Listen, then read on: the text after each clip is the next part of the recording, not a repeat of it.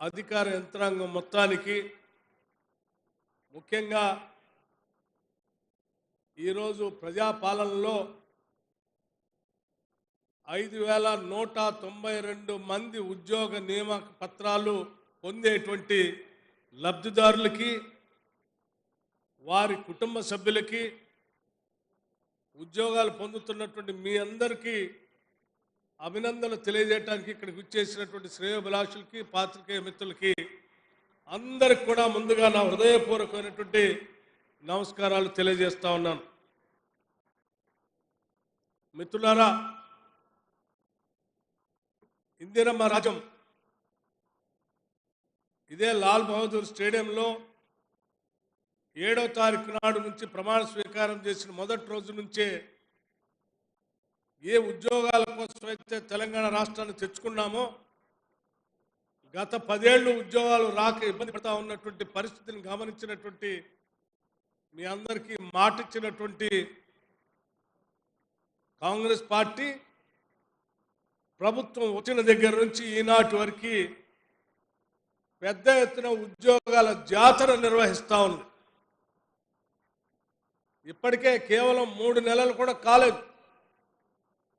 రాష్ట్రంలో దాదాపు 25,000 మందికి ఉద్యోగ నియామక పత్రాలు అందించి పెద్ద ఎత్తున ఈ రాష్ట్రంలో నిరుద్యోగ యువతి యువకులకి ఆనందమైనటువంటి కార్యక్రమాలు చేపట్టిన విషయం కూడా మీ అందరికీ తెలిసిందే.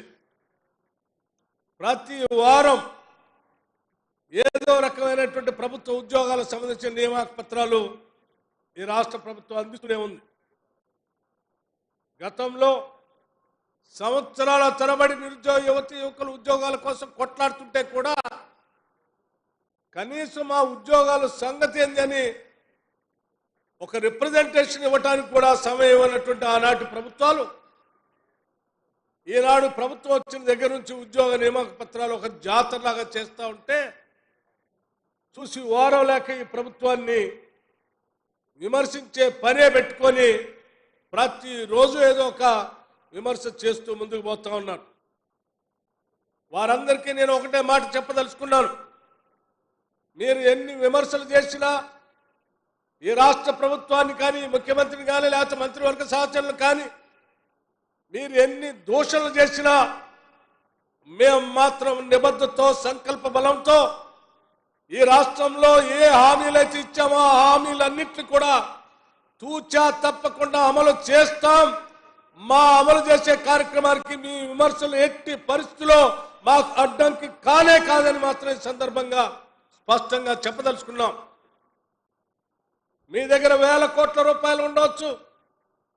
1,000 కోట్ల రూపాయలతో మీరు సోషల్ మీడియాని 1,000 మందితో నిర్వహిస్తూ ఈ రాష్ట్ర ప్రభుత్వం పైన తప్పుడు ప్రచార కార్యక్రమాలు చేసే కార్యక్రమం చేయవచ్చు. కానీ క్షేత్ర స్థాయిలో ప్రజలందరికీ తెలుసు ఈ ప్రభుత్వం చెప్పిన మాటను చూచా తప్పకుండా అమలు చేస్తూ ఉంది. ఉద్యోగాలు ఇస్తా ఉన్నారు. పబ్లిక్ సర్వీస్ కమిషన్ ప్రక్షాళన చేస్తా అన్నారు. ప్రక్షాళన చేసి చూపించారు.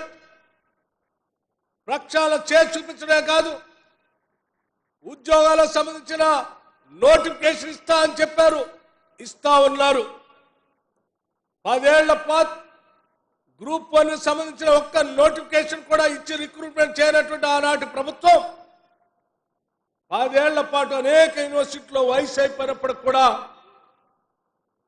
ఆ నోటిఫికేషన్ వస్తుందేమో, ఉద్యోగం వస్తుందేమో అని ఎదురు చూసిన నిరుద్యోగ యువతి యువకుల ఆశలు అడియాసలే అయినాయి. మేము వచ్చి కేవలం 3 నెలలు ఒకటి కాలేదు.